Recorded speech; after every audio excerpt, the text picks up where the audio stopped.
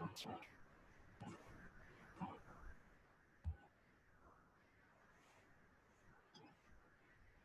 जी, अब protein fabrication जो है प्रोटीन माइक्रोएरेज की, वो अभी भी जो है उसमें एक तो इन्होंने कुछ थोड़ा-सा उसके बारे में बताया हुआ है कि what is fabrication of protein microarray, और उसके अलावा इसके चैलेंजेस क्या हैं जो अभी तक जो है सॉर्ट आउट नहीं हुए।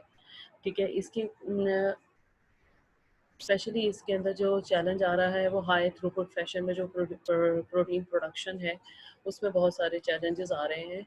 Protein microarray fabrication still leaves many challenges in different critical steps, specially in producing proteins in a high throughput fashion. सबसे पहले जो है आपके पास आपको पता है कि प्रोटीन होगी तभी उसके अगेंस्ट माइक्रोएरे किया जा सकता है। प्रोडक्शन ऑफ प्रोटीन या आप कह लो कि sample of protein is quite necessary. Moreover, the quality of protein has to be considered as a crucial aspect. एक तो उसकी प्रोडक्शन हो गई कि आपके पास प्रोटीन होगी तो ही आपका माइक्रो एरे रन होगा। सेकंड, उसकी क्वालिटी कैसी है प्रोटीन की। प्रोटीन जो है उसकी क्वालिटी, ये आप लोग ये समझ लो कि वो वाकई फंक्शनल प्रोटीन है भी या नहीं। ये उसका जो है ना उसकी वजह से आपके प्रोटीन का जो माइक्रो एरे है वो बहुत ज़्यादा डिपेंड करेगा कि आपकी जो प्रोटीन है उसका उसकी क्वालिटी क्या है। उसकी प्रोटीन की क्वालिटी के ऊपर या सैंपल की क्वालिटी के ऊपर ही आगे आपकी रिजल्टेंट प्रोटीन माइक्रो एरे जो है वो डिपेंड करता है। अब इसमें सबसे पहला जो स्टेप है फैब्रिकेशन और प्रोटीन माइक्रो एरे में जिस चैलेंजिंग है दैट इज़ प्रोटीन प्रोडक्शन। और प्रोटीन प्रोडक्शन जो है वो डिफरेंट मेथड से किया जाता है। We have already discussed about that कि हमारे पास जो है प्रोटीन को प्रोड्यूस किया जाता है यूजिंग डिफरेंट टेक्निक्स, जिनके अंदर रिकम्बिनेंट एंटीबॉडीज़ यूज़ करके भी आपकी प्रोटीन प्रोडक्शन होती है। एंटीबॉडीज़ सॉरी रिकम्बिनेंट एंटीबॉडीज़ जो हैं वो आपके प्रोड्यूस की जाती हैं और उन एंटीबॉडीज़ को फर्दर यूटिलाइज़ किया जाता है फॉर द प्यूरिफिकेशन या फिर आप कह लो कि प्रोटीन के एनालिसिस के लिए। इसलिए सबसे पहले जो है वो प्रोटीन प्रोडक्शन जो है वो आपका fabrication of protein micro array में सबसे ज़्यादा जो चैलेंजिंग स्टेप है वो ये है। अब इसमें जो है वो डिफरेंट मेथड बताए गए हैं जिससे इस तरह से आपके जो प्रोटीन है उसको प्रोड्यूस किया जाता है, जिनमें से सबसे पहला जो मेथड इधर डिस्कस हुआ हुआ है वो आपका रिकम्बिनेंट एंटीबॉडीज मेथड है। और रिकम्बिनेंट एंटीबॉडी मेथड जो है वो आपका फेज को यूज़ करते हुए किया जाता है। ठीक है? अब फेज को कैसे यूज़ किया जाता है, फेज के कैप्सिड को यूज़ किया जाता है और उसके अंदर आपकी जो भी प्रोटीन है उसको जो है एंटीबॉडी को उसके फ्रैगमेंट के अंदर इंट्रोड्यूस करवा के फिर उसके अंदर स्टोर कर लिया जाता है प्रोकैरियोटिक सिस्टम्स में। उसके बाद उसको फर्दर जब यूज़ करना होता है उस प्रोकैरियोटिक सिस्टम को उस यूज़ करते हुए, या जब आपने वो एंटीबॉडी स्पेसिफिक या वो प्रोटीन स्पेसिफिक जब बनानी है तो वो जो सेव्ड प्रोकैरियोटिक सिस्टम है जिसके अंदर ऑलरेडी आप फेज की फॉर्म में सेव कर चुके हो उसको यूज़ करते हुए प्रोडक्शन की जा सकती है। ठीक है? अब इसको जो है इन डिटेल पढ़ लेते हैं। Recombinant antibodies have become an alternative to the traditional hybridoma based technology in generating high quality antibodies। ठीक है?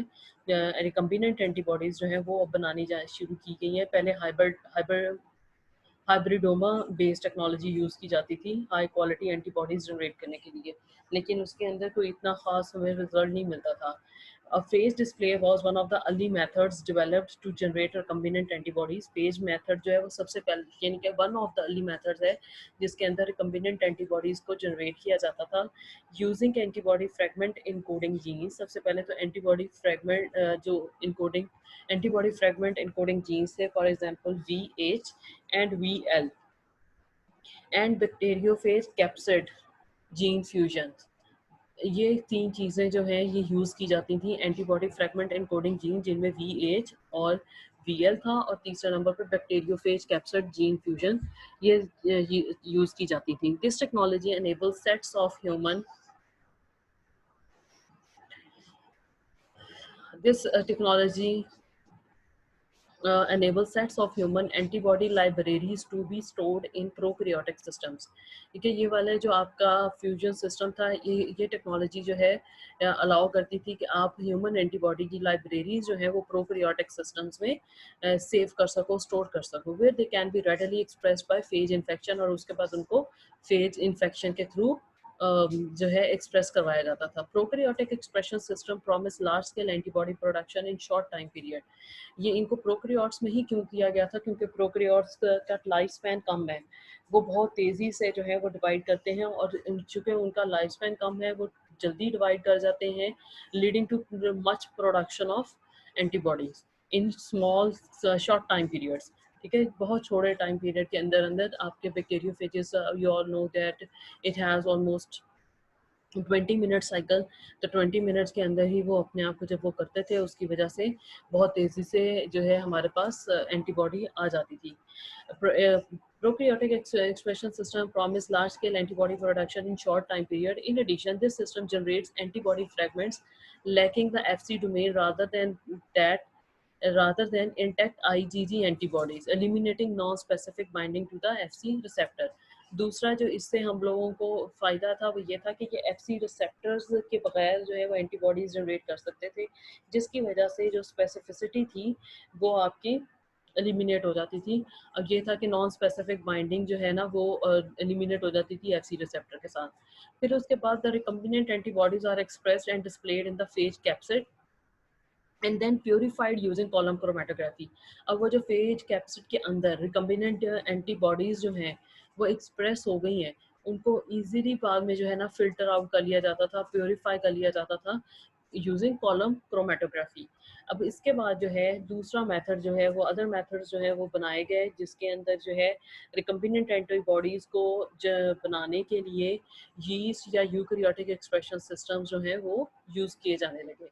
इसके अलावा इन विट्रो इन्वायरमेंट भी यूज़ किया जाता है। For example messenger RNA display, ribosome display, ये डिफरेंट टेक्निक्स हैं जिनको यूज़ करते हुए अब एंटीबॉडीज़ जनरेट की जा रही हैं, which provide additional advantages for recombinant antibody fabrication. ज़ाहिर है चूँकि वो आपके यीस्ट सॉरी वो प्रोकैरियोटिक सिस्टम में नहीं है, तो आपके जो एडवांस में है, तो उसकी वजह से और भी बहुत सारे उनके एडवांटेजेस हैं।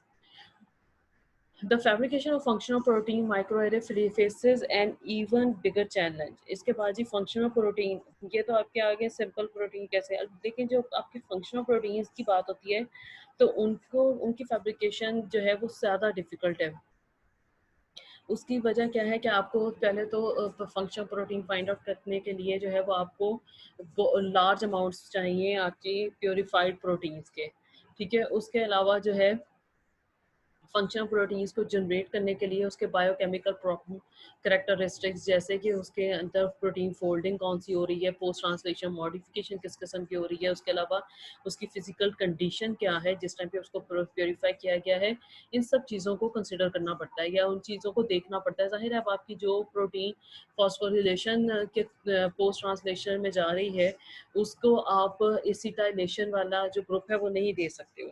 ठीक है, इसलिए फंक्शनल प्रोटीन्स की फैब्रिकेशन जो है वो ज़्यादा डिफिकल्ट है। The fabrication of functional protein microarray faces an even bigger challenge because of the need for large amounts of highly purified proteins. Furthermore, to generate functional proteins, biochemical characteristics such as protein folding, कि protein किस तरह के fold generate कर रही है, उसके अंदर alpha helix हैं, बीटा शीट्स हैं, उनकी अल्फा हेलिक्स और बीटा शीट्स की डायरेक्शंस क्या हैं, कौन सा अल्फा हेलिक्स किस बीटा शीट के साथ इंटरेक्ट कर रहा है, ये सारी चीज़ें उसकी फोल्डिंग में आती हैं। क्योंकि अल्फा हेलिक्स और बीटा शीट्स जो हैं ये दोनों सेकेंडरी स्ट्रक्चर्स हैं, लेकिन ये दोनों जो हैं जब आपस में इंटरेक्ट करते हैं तो उसकी वजह से टर्शियरी स्ट्रक्चर बनता है जो कि एक फंक्शनल स्ट्रक्चर होता है।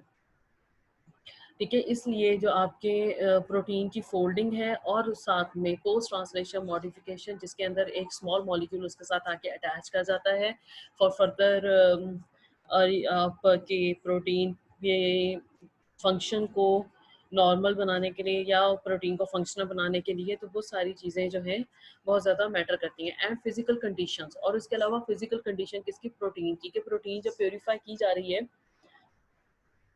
वो किस फिज़िकल कंडीशन में है। वो अपनी फिज़िकल कंडीशन इसलिए ज़रूरी है क्योंकि अगर आपकी प्यूरिफिकेशन प्रोसीजर के दौरान प्रोटीन जो है वो अपनी फिज़िकल कंडीशन चेंज कर जाती है, तो वो आप डीनेचर हो जाती है, वो हमारे किसी काम की नहीं रहती। And physical conditions during the purification procedures have to be considered. To overcome these hurdles, high throughput protein purification protocols have been developed using both Saccharomyces cerevisiae and E. coli. ठीक है, प्रोटीन एक्सप्रेशन सिस्टम, इन दोनों को yeast और E coli protein expression system को use किया जाता है अब, ताकि आपकी प्रोटीन प्योरिफिकेशन जो है वो इजीली हो सके for functional microarrays. Using a batch purification protocol in a 96 well format, more than 4,000 recombinant proteins can be overexpressed and purify in yeast और E. coli. ठीक है, ये आपके जो है अब जितनी टेक्नोलॉजी एडवांस हो गई है, आपके मोर देन 4,000 recombinant proteins जो है वो ओवर एक्सप्रेस की जा सकती हैं yeast और E. coli में. ठीक है, अगर उनको सही तरह से आप हैंडल कर सको, उनको प्योरीफाई कर सको. लेकिन इसके अंदर क्या है कि ये चैलेंजिंग है, because it is challenging for most laboratories to purify large number of proteins. ठीक है, हमारी अपनी भी हम अगर लेबोरेटरी में बात करें तो ये यहाँ पे ऐसा पॉसिबल नहीं है. Developed an alternative technology in protein chip fabrication, तो इसीलिए चूँकि ये बहुत ज़्यादा चैलेंजिंग था ज़्यादातर लेबोरेटरीज के लिए कि इतनी ज़्यादा प्रोटीन्स जो है, रिकम्बिनेंट प्रोटीन्स जो है, उनको प्योरीफाई किया जा सके. बाद में ज़ाहिर है जो प्योरीफाई नहीं होंगी अगर एक सिंगल प्रोटीन, तो हमें उसकी फंक्शन एनालिसिस कैसे हम कर सकेंगे, वो हमारे लिए डिफ़िकल्ट होगा. इसलिए एक और मेथड जो है वो डेवलप किया गया है, alternative technology in protein fabrication, जिसके अंदर क्या किया जाता है, dub the nucleic acid programmable protein array. ठीक है, अब ये क्या है, आपकी nucleic acid programmable protein array बनाई गई है, जिसके अंदर प्लाज्मिड डीएनए जो है वो स्पॉट कर दिया जाता है, जिसके साथ with capture antibodies allow for the generation of a protein micro array. ठीक है, आपके पास प्लाज्मिड डीएनए को स्पॉट किया जाता है और जिसके साथ कैप्चर एंटीबॉडीज जो है वो मौजूद होती हैं, और उसके बाद जो प्रोटीन माइक्रो एरे है उसको अलाउ किया जाता है via simultaneously in situ transcription or translation reactions and protein immobilization on the printed slides. अब क्या है कि स्पॉटिंग की है प्लाज्मिड डीएनए की, और वो ऐसा प्लाज्मिड डीएनए है जिसके साथ कैप्चर्ड एंटीबॉडीज मौजूद हैं. उसके बाद उसके ऊपर प्रोटीन माइक्रोएरे के ऊपर साइमल्टेनियसली इन सीटो ट्रांसक्रिप्शन या फिर ट्रांसलेशन रिएक्शंस करवाए गए. ट्रांसक्रिप्शन में आपको पता है डीएनए से माइक्रो मैसेंजर आरएनए बनेगा, और ट्रांसलेशन जो है वो आपका messenger RNA to protein production है. जैसे ही वो बनेंगे उसकी वजह से प्रोटीन जो है, प्रोटीन जो बन रही है उसको इमोबिलाइज करवाया जाता है on printed slides. A significant benefit of this approach is that the printed template DNA microarray can be stored for a long time. अब चूंकि प्रिंटेड डीएनए माइक्रोएरे है, इसको ज़्यादा टाइम के लिए हम स्टोर कर सकते हैं, बिकॉज डीएनए जो है वो डीनेचर नहीं होता इतनी जल्दी जितनी जल्दी प्रोटीन हो जाती है. And the resulting protein microarrays are always freshly made. अब चूंकि हम लोगों ने स्पॉट किया हुआ है प्लाज्मिड डीएनए को, उसके ऊपर हम लोग उसी टाइम पे ट्रांसलेशन और ट्रांसक्रिप्शन करवा रहे हैं, तो हमारे पास फौरन से प्रोटीन जो है वो यील्ड हो जाती है, बन जाती है. This method allows the generation of up to 13,000 protein spots on one slide without laborious cloning and expression vectors. अब एक्सप्रेशन वेक्टर्स और क्लोनिंग को यूज किए बगैर 13,000 प्रोटीन जो है वो एक ही टाइम पर बन सकती हैं. इन एडिशन आर ग्रो, ये जिसका भी ये आर्टिकल है उन्होंने ये बात कही है कि our group has developed two strategies to fabricate protein microarrays by directly capturing nested polypeptides on a solid surface using translation during translation using puromycin. ठीक है, अब उसने पहले क्या बताया है, उसने कहा कि हमारा ग्रुप जो है वो दो स्ट्रेटजीज जो है वो डेवलप उसने की हैं, जिसके अंदर क्या किया जाता है कि फैब्रिकेट करने के लिए प्रोटीन माइक्रो एरे को किस तरह से, by directly capturing nascent polypeptides. जैसे ही ट्रांसलेशन होती है, कंप्लीट होती है, तो जो पॉलीपेप्टाइड बन रहा है that is called nascent polypeptide. उसके अंदर अभी पोस्ट ट्रांसलेशन मॉडिफिकेशंस नहीं हुई, उसके अंदर फोल्डिंग्स नहीं हुई, वो पॉलीपेप्टाइड है प्राइमरी फॉर्म में. ठीक है, ये आपका जो पॉलीपेप्टाइड है वो ही उसको कैप्चर कर लेते हैं यूजिंग प्यूरोमाइसिन. ठीक है, on a solid surface glass slide होगी, जाहिर है माइक्रोचिप होगी. एम्प्लॉइंग सिंथेटिक और in vitro transcribed RNAs for this strategy. अभी के किस तरह से किया जाता है कि in vitro transcribed RNA basically are messenger RNA, उसके लिए जो है वो इसके अंदर यूज किए जाते हैं. We can produce high density and high quality protein microarrays. और जो आपके ट्रांसक्राइब्ड आरएनए है, those are messenger RNA basically, तो वो आपके जब सिंथेटिक या फिर in lab produced messenger RNA इस स्ट्रेटजी के लिए यूज़ किए किए जाते हैं और उससे क्या होगा कि आपके हाई डेंसिटी प्रोटीन या high quality protein micro arrays find out बनाई जा सकती हैं. However, such arrays have not flourished because of low protein yield and difficulties in producing large protein. लेकिन इस टेक्निक में प्रॉब्लम क्या है कि आपकी जो ज़्यादा बड़ी प्रोटीन्स हैं जिनका फॉर एग्जांपल 60 किलो डाल्टन से ज़्यादा का वेट है वो इसके अंदर यील्ड में नहीं आ सकती. दूसरी बात ये है कि आपके पास चूंकि मैसेंजर आरएनए इसमें ट्रांसक्राइब्ड आरएनए डायरेक्ट इन्वॉल्व है तो जो ट्रांसक्राइब्ड आरएनए आप स्पॉट करोगे सिर्फ उसी के अगेंस्ट प्रोटीन बन सकती है जिसकी वजह से बहुत ज़्यादा प्रोटीन यील्ड कम हो जाएगी. अच्छा, उसके बाद दूसरा इन्होंने जो मेथड बताया that is to obtain lysates for the construction of reverse phase protein micro array. अब वो क्या है, लाइजेट्स का पहले लेना ताकि आपकी reverse phase protein micro array construct हो सके. Proper samples can also be isolated from cell cultures. जो आपके प्रॉपर सैंपल्स हैं इस काम के लिए उनको हम सेल कल्चर्स में से भी ले सकते हैं इंक्लूडिंग फ्रोजन इथेनॉल फेज और पैराफिन embedded tissues और laser captured micro dissections of cell populations from certain tissues. ये सारी उन्होंने सैम्पलिंग की प्लेसेस बताई हैं कि आप सैंपल कहाँ कहाँ से ले सकते हो for reverse phase protein micro array. उसके बाद जो नेक्स्ट है दैट इज सरफेस केमिस्ट्री. अब आपके पास प्रोटीन प्रोडक्शन हो गई है उसके बाद उसकी सरफेस केमिस्ट्री आती है. सरफेस केमिस्ट्री क्यों जरूरी है, क्योंकि आपके सरफेस नहीं होगी तो उसकी आपकी प्रोटीन जो है वो इमोबिलाइजेशन नहीं हो सकती और ना ही उसका 3D कंफर्मेशन हो सकती है, ना ही वो किसी की चीज़ के साथ इंटरेक्ट कर सकती है. इसलिए आपकी प्रोटीन की जो है वो सरफेस केमिस्ट्री भी होनी चाहिए. Following protein production protein immobilization on a solid spoon for example derivatized glass slides is also crucial. ठीक है, आपकी सबसे पहले प्रोटीन प्रोडक्शन होगी या प्रोटीन की immobilisation on solid support is also too much crucial as an ideal surface for protein microarray fabrication has to be capable of immobilizing proteins and preserving their three-dimensional conformations. सिर्फ उनको immobilise करवाना नहीं बल्कि उनकी 3 dimensional confirmation को maintain करना भी आपकी जो है सरफेस केमिस्ट्री की प्रॉपर्टी है. अब उसमें नीचे उन्होंने जो है वो बताया हुआ है कि table 27.1.2 summarises several surfaces that have been used in protein microarray fabrication. For example सबसे पहले जो सिस्टम उसने बताया है दैट इज कोवलेंट.